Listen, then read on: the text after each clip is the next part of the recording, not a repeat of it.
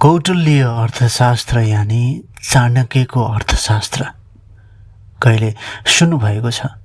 यदि सुन्नुभएको छैन भने पनि हामी आज यो भिडियोबाट बुझ्ने कोसिस गर्नेछौँ। यो ग्रन्थको नाम हो अर्थशास्त्र। अर्थशास्त्रको अर्थ केवल पैसा र हिसाब किताब मात्र होइन।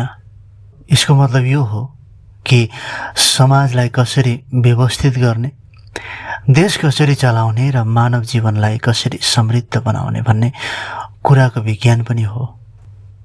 यस ग्रन्थको पहिलो अध्याय यानि पहिलो च्याप्टर हो विनयको अर्थ, यानि अनुशासन, नम्रता र सही शिक्षा। चाणक्य भन्नुहुन्छ कि कुनै पनि व्यक्तिले जीवनमा ठुलो सफलता पाउन वा समाजको नेतृत्व गर्न सबैभन्दा पहिले आफूभित्र अनुशासन र ज्ञानको विकास गर्नुपर्छ। त्यसैले यो पुस्तकको सुरुवातमा नै या पहिलो श्लोकमा नै पहिलो सुरुवात नै अनुशासनबाट गरिएको छ। पहिलो संस्कृतमा लेखिएको एउटा श्लोकबाट सुरु गरौँ। पृथिव्या लाभे पालने च यावन्त्य अर्थशास्त्राणि पूर्वाचार्य प्रस्तावितानि प्रायशस्तानि संहैत्यैकमिदं अर्थशास्त्रं कृतं। यानि पृथ्वीको रक्षा गर्न वा उन्नति गर्न, यसलाई राम्रोसँग चलाउनको लागि पुराना ऋषिमुनि र ज्ञानी गुरुहरूले जति पनि नियम वा शास्त्रहरू बनाएका थिए, ती सबैको राम्रा राम्रा कुराहरूलाई एकै ठाउँमा समेटेर सङ्कलन गरेर मैले यो अर्थशास्त्र तयार पारेको हुँ भन्नुभएको छ।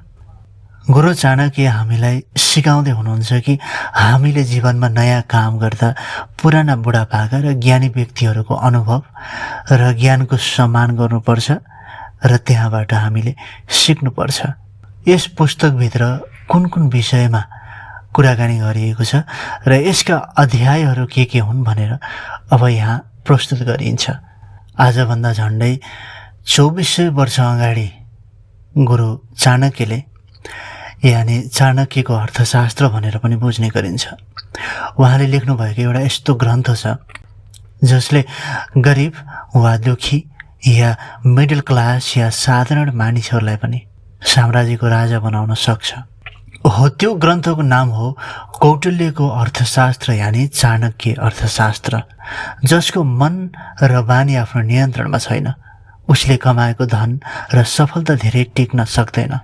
यस ग्रन्थको पहिलो श्लोकमा चाणक्यले जीवन परिवर्तन गर्ने एउटा अचम्मको सूत्र दिनुभएको छ। त्यो हो लाभ र पालन। लाभको अर्थ हो नयाँ धन, ज्ञान वा अवसर कमाउनु, र पालनको अर्थ हो कमाएको कुरालाई सुरक्षित राख्नु र त्यसलाई सही ठाउँमा उपयोग गर्नु। हामी मध्ये धेरैजसो मानिसहरू धन कमाउनेको पछि त दौडिन्छौँ, तर त्यसलाई बचाउन र सही व्यवस्थापन गर्न जान्दैनौँ। चाणक्य यहाँ भन्नुहुन्छ, कमाउनु मात्र ठुलो कुरा होइन, कमाएको कुरालाई जोगाएर देश र समाजको हितमा लगाउनु असली बुद्धिमानी हो। अब सोचौँ यो प्राचीन ज्ञान आजको हाम्रो नेपालसँग कसरी जोडिन्छ। वर्तमान समयमा नेपालको अर्थतन्त्र एउटा चुनौतीपूर्ण मोडमा छ।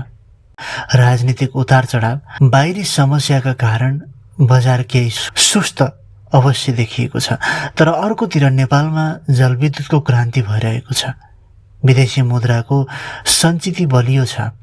देशमा सुशासनका लागि युवाहरूले आवाज उठाइरहेका छन्। अहिलेको यो अवस्थामा नेपालमा चाणक्यको त्यही नीतिको खाँचो छ।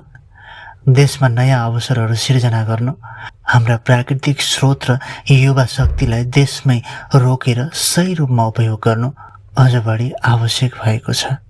त्यसैले चाहे देश चलाउनुहोस् या आफ्नो जीवन, पहिले आफूभित्र अनुशासन यानि विनय पैदा गरौँ, अग्रजहरूको अनुभवबाट सिकौँ र आफूसँग भएका साधनहरूको सही व्यवस्थापन गर्न सिकौँ। तपाईँलाई चाणक्यको यो लाभ र पालनको नीति कस्तो लाग्यो? पहिलो श्लोकको कमेन्टमा आफ्नो विचार अवश्य लेख्नुहोला। यस्तै ज्ञानवर्धक भिडियोका लागि हाम्रो च्यानल लाइक र सब्सक्राइब गर्न नबिर्सिनुहोला। आजको लागि यति नै। फेरि अर्को श्लोकमा भेट हुनेछौँ। अर्को अर्थशास्त्रको गहिरो श्लोक र दोस्रो श्लोकमा भेट हुनेछौँ भन्दै त्यति बेलासम्मको लागि बिदा हुन चाहन्छु। नमस्कार।